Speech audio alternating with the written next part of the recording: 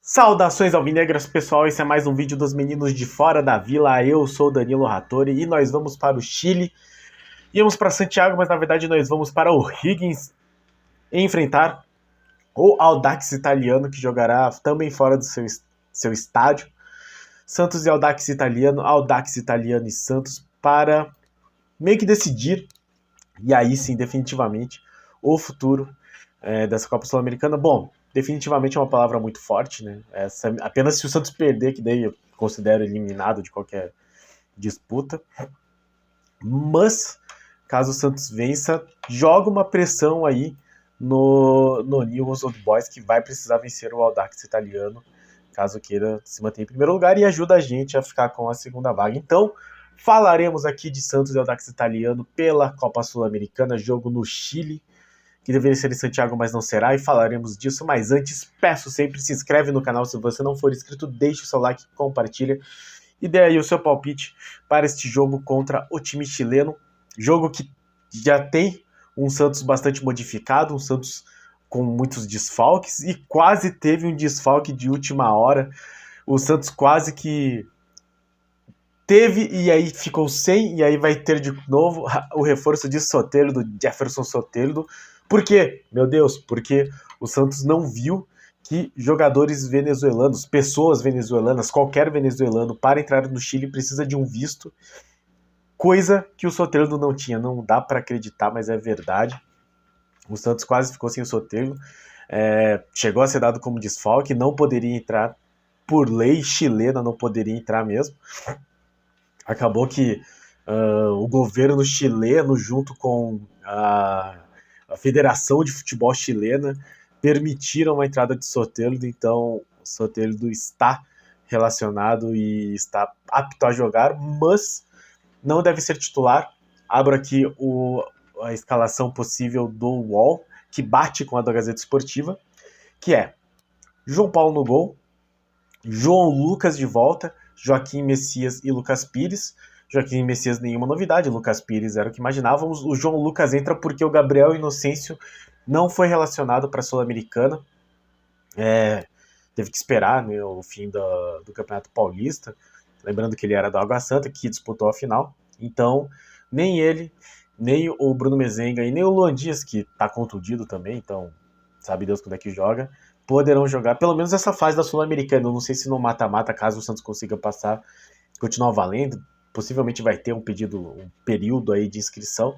De qualquer forma, João Lucas e Lucas Pires, a dupla de laterais, até dá um descanso aí pro Gabriel Inocêncio, né? Alisson, no lugar de Dodi, porque Dodi, sim, terá um descanso. Rodrigo Fernandes e Camacho. Então aí, 3 volantes de pura habilidade, só que não. No caso de Alisson e Rodrigo Fernandes, vai ser paulada para tudo quanto é lado. Um time bastante defensivo. E o Camacho para dar aquela malemolência camachística no meio de campo. E no ataque, devemos ter Ângelo, Daniel Ruiz e David Washington. Lembrando que o Camacho entra porque o Lucas Lima também será poupado. Então, Daniel Ruiz entrando como titular, fazendo a pontas, ou a meia, na verdade, né? Porque com 3 volantes, possivelmente o Daniel Ruiz fará esse meio de campo avançado. Vamos ver o posicionamento dele em campo, para municiar o David Washington. David Washington, que é a minha esperança aí para termos gols nesta partida. A Gazeta Esportiva dá essa mesma escalação, colocava o Soteldo como titular, mas eu acho que ele não será. Até num outro... eles já atualizaram, assim, né, falando do último treinamento que o Santos fez já no Chile, no CT da Universidade de Chile, e coloca a mesma escalação. João Paulo, João Lucas, Messias, Joaquim, Lucas Pires, Rodrigo Fernandes, Camacho e Alisson, Ângelo, David e Daniel Ruiz. Então, essa será a escalação, muito possivelmente, a menos que aconteça algum imprevisto aí, essa será a escalação do Santos titular, com o Soteldo no banco, não voltando para Santos de avião aí, por vacilo da delegação santista. O Audax, não sei se vocês lembram, mas quando a gente enfrentou-os na Sul-Americana, a gente empatou, eles eram tipo penúltimo, entre o penúltimo e o último colocado, tava trocando de treinador, se não me engano, acho que eram eles. De lá para cá, 6 jogos, 5 vitórias, uma boa subida na tabela, já estão em 10º do Chilenão. Não só isso, nesse intervalo venceram o Ñublense por 5-2. Acho que o Ñublense está na Libertadores, inclusive. Venceram o líder Cobresal por 1-0. Venceram o Blooming por 2-0 em casa. Perdendo do Colo-Colo, time grande e tal. Ganharam do Magallanes, o Lanterna, fora de casa. E venceram o Huachipato, ex-time do Soteldo. Soteldo, então, que já sabe jogar no Chile. Que é o vice-líder do campeonato. Então, Audax italiano em uma ascensão. E eu vou falar para vocês, talvez isso seja interessante, porque afinal de contas eles estão jogando com o mando de campo. Se estão aí numa ascensão, talvez eles consigam abrir mais o time, e isso pro Santos é bom, porque esse é um Santos que não consegue furar a defesa adversária, não consegue com a posse de bola criar jogadas, ele precisa dar a bola para o adversário para que o adversário cometa erros, para que o Santos consiga entrar em sua defesa. Isso é o normal, vamos ver como será inclusive este Santos misto, né? Esse Santos atípico, Santos com muitos desfalques e com jogadores que não estão muito frequentes nas escalações do time nos jogos recentes. Lembrando também que o grupo do Santos é liderado pelo Newell's Old Boys com 9 pontos, 3 vitórias em 3 jogos, 5 gols a favor e nenhum contra. E o Audax, que está na frente do Santos porque marcou um gol a mais do que o Santos. E tem o saldo de 1 gol positivo, enquanto o Santos tem saldo zerado. Venceu um jogo por 1-0, perdeu um jogo por 1-0. O Audax que venceu o Blooming por 2-0. Então os dois times têm 4 pontos. E aí, puxa aqui a atenção para um fato interessante. Caso o Santos vença o Audax fora de casa, fica com 7 pontos. Eu estou supondo aqui que o Newell's vai ganhar do Blooming, vai a 12, mas com esses 7 pontos que o Santos eventualmente terá, caso o Audax também vença o Blooming, que eu não sei se é a ordem dos jogos aqui, mas enfim. Acho que é até interessante ver, né? Deixa eu ver qual que é o último jogo do Santos. O Santos pega o Newell's antes e o Blooming depois. Então, se na próxima rodada o Santos vence o Newell's em casa e o Blooming perde para o Audax, como é esperado, ficaria Newell's com 9 pontos, com 12 pontos, porque venceu o Blooming. Eu tô supondo que vai vencer o Blooming. Se o Blooming empatasse, seria excelente. Santos com 10 pontos. Então, Newell's com 12, Santos com 10 e Audax com 7. O Audax ainda poderia alcançar o Santos caso o Blooming vencesse o Santos, que é muito difícil. Mas teria algum motivo para jogar bola contra o Newell's, que não poderia perder, porque se perdesse o Santos conseguiria ultrapassá-lo. Se o Newell's empate e o Santos vence, iria para o saldo de gols, e o saldo de gols do Newell's é bem maior que o do Santos, então acho muito difícil o Santos conseguir tirar essa diferença de saldo de gols. De qualquer forma, existe aí pelo menos uma pressãozinha para que o Newell's vença tanto o Blooming contra o Audax, e pode ser que eles não cheguem na última rodada absolutamente classificados, desde que o Santos vença essa partida. Lembrando sempre, o primeiro colocado do grupo vai pro mata-mata direto, digamos assim. O segundo colocado joga um mata-mata antes do mata-mata contra os times que vierem da Libertadores. E aí eu tava vendo, assim, pode vir uns times bem complicados, então seria muito legal que o Santos conseguisse esse primeiro lugar. Eu acho que não vai conseguir, mas veremos como que o Audax se portará. Também tem o fato de que pro Audax o empate é bom, então talvez eles não se lancem ao ataque. De qualquer forma, espero que o Odair Helman tenha estudado aí o Audax no tempo possível para que consiga armar um time que funcione contra o Audax, jogando nos territórios do Audax. E aí eu aproveito sempre, né, os jogos da Sul-Americana contra times que a gente não costuma enfrentar muito, para lembrar que o Audax não jogará exatamente no seu território, porque o estádio do Audax é o estádio bicentenário municipal de La Florida, que é chamado Anfield de La Florida, veja só, hein, que excelente apodo, que excelente apelido, do município de La Florida, que é o estádio do Audax italiano, que é um estádio para 12 mil pessoas e que é o estádio que o Audax costuma usar.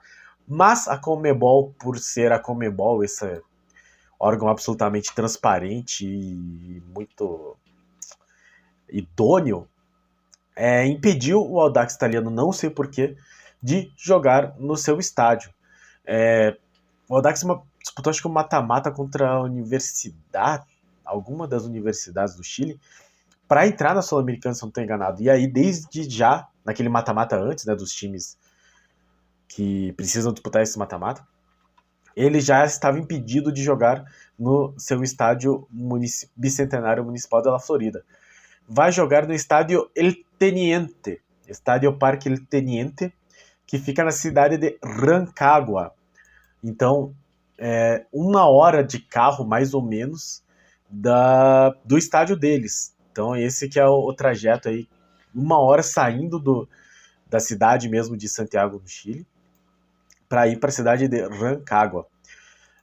Busquei aqui algumas curiosidades sobre o estádio, né? O apelido dele é El Mundialista, porque foi sede do Mundial, da Copa do Mundo de 1962.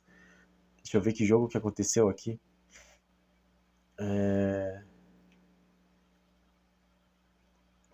Não tenho certeza. Vou pesquisar um pouquinho. Não, teve vários jogos no estádio que na época se chamava Braden Cooper Company, porque era dessa companhia mineradora.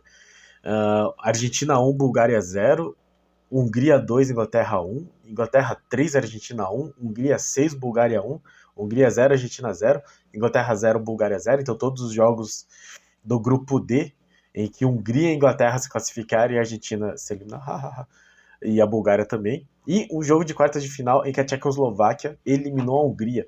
Todos esses jogos foram no estádio El Teniente, que por isso tem o apelido de El Mundialista, também é chamado de Bicentenário El Teniente.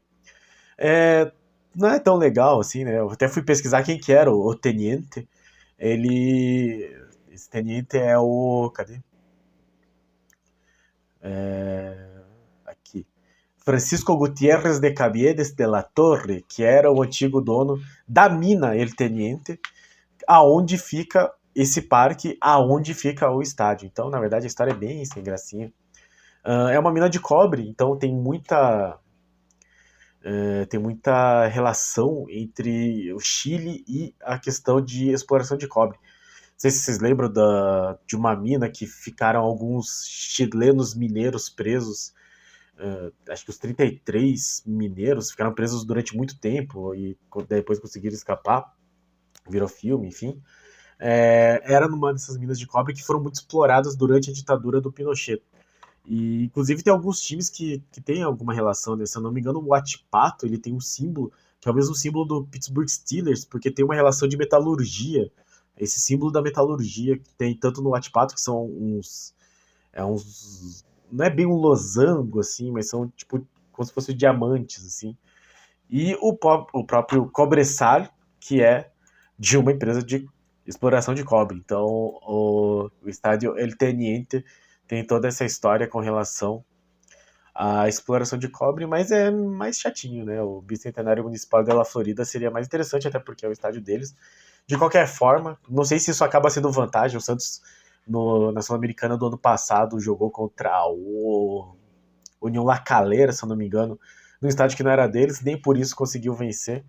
Esperamos que esse Santos modificado aí com o Azog Camacho à frente consiga fazer alguma coisa.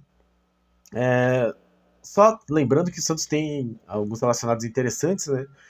João Paulo, Vladimir e Diógenes são os goleiros.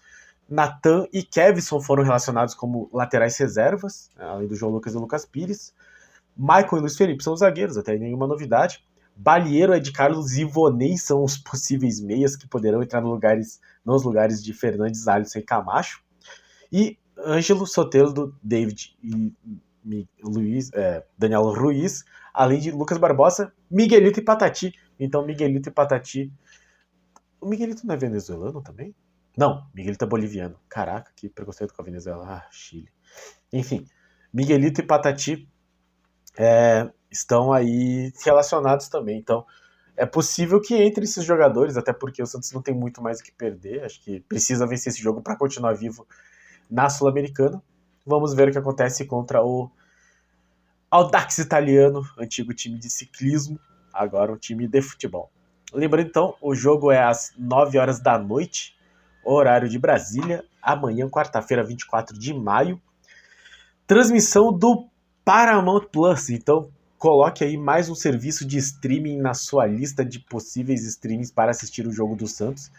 Eu não sei exatamente como irei assistir esta partida, porque este especificamente eu não tenho acesso. E eu acho que é o único jogo do Santos dessa parte da Sul-Americana que vai ser transmitido exclusivamente pelo Paramount Plus, então eu não pretendo assiná-lo. Mas vou tentar assistir. Vamos ver aí se alguém libera aí o sinal para nós réis mortais. Enfim, dê o seu jeito de assistir o jogo se conseguir. E torçamos muito para que o Santos consiga uma vitória, de preferência uma boa vitória, seria excelente. Se o Santos conseguisse aí, pelo menos dar uma assustada no Newell's Old Boys, se o Santos conseguisse fazer uma boa diferença de gols. Mas só de vencer já seria muito bom, seguir sem tomar gols. O Santos que está a 4 jogos sem tomar gols, uma boa marca. E veremos como o Santos se porta amanhã. Ou não veremos, não sei, né? Na verdade, se veremos como o Santos se porta amanhã diante do Audax Italiano. Certo, pessoal? Este foi nosso vídeo de pré-jogo para Audax Italiano e Santos. Santos e Audax Italiano pela Sul-Americana amanhã, quarta-feira, 21 horas, 9 horas da noite, do horário de Brasília. Muito obrigado a todos que assistiram o vídeo. Muito obrigado a todos que acompanham o nosso canal. Muito obrigado a todos os nossos inscritos. Se você não é inscrito, se inscreve aí, deixe seu like, compartilha e comente o que você acha dessa possível escalação e o seu palpite para a partida lá do Chile, se o Santos traz os 3 pontos de volta e fica mais um jogo aí sem tomar gol. O Santos que atualmente é a melhor defesa do campeonato, isoladamente, já que o Cruzeiro tomou um gol e perdeu do Cuiabá. Santos apenas 5 gols sofridos no campeonato, esperamos que seja. Continue sendo uma boa e sólida defesa. Muito obrigado a todos e pra cima deles. Um abraço. Arriba!